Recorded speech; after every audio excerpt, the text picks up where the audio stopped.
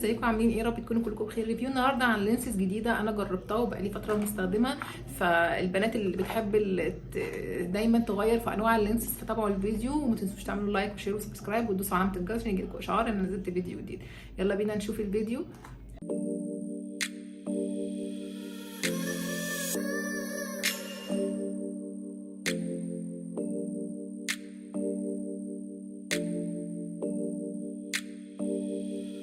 ريفيو النهارده يا بنات عن العدسه اللي انا لابساها دي، اللي هي كانت من لورانس.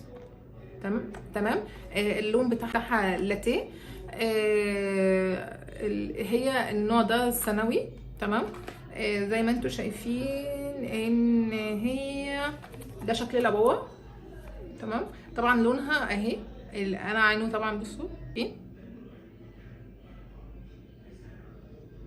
تمام. انا عجباني ان هي مش لونها قوي، اللي هو تحسي ان انتي يعني شكلك شاذ، لا تحسي ان هي شكلها طبيعي قوي. لونها هادي مش شاذ. شويه تحسي ان انتي لو حاطه، يعني انا معايا بتعكس معايا في الالوان الكحل، لو انا حاطه كحل على ازرق بتقلب معايا شويه تحسي ان هي زرقاء، لو ما بتحط سيلفر بتقلب معايا على سيلفر، لما بحط اخضر بتحسي ان هي فيها سيكه كده لونها اخضر يعني. طبعا دي العبوه زي ما انا قلت لكم شكلها. دي الثانوي. بصوا بتفتحيها بتيجي فيها هي بتبقى شكلها في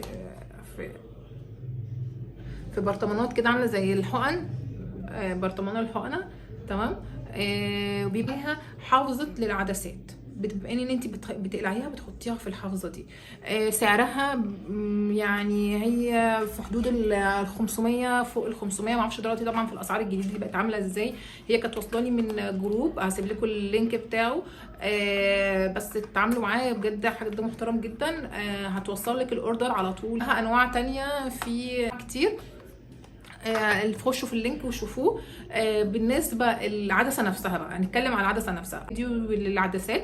في الانواع اللي انا جربتها كلها ذهب وفريش لوك، وجربت ايه تاني، جربت اللي هي الاوبيلا، جربت كتير يعني. انا دايما انا بلبس لينسز من زمان جدا، من بقالي سنين، من اول ما دخلت الكليه وانا كنت ماشيه في قصه اللينسز دي. المهم ففي فيديو تاني انا عاملاه كنت بتكلم فيه ازاي بتلبسي اللينسز وازاي بتعتني بيها وازاي كل حاجه عن اللينسز في الفيديو ده. طيب بالنسبه للعدسه دي، العدسه دي حلوه جدا جدا. انا مش حاسه ان انا لابسه حاجات خفيفه قوي لدرجه ان انا ببقى ساعات ان انا ببقى ناسيه ان انا لابسه عدسات. تمام. بلبسها طول اليوم ما بحسش فيها مشكله. زي ما انتم شايفين مخليه شكل عيني صافي قوي، ما فيهوش اي ضرر خالص. هو بس كل الموضوع انت ازاي بتعتني بيها، وازاي تعتني بيها او بتعتني بالعدسه عامه عشان تقعد معاكي وما تبصي او يحصل لها اي مشكله وتضر عينك. ارجعوا للفيديو التاني بس. وده كان ريفيو النهارده عن لورانس.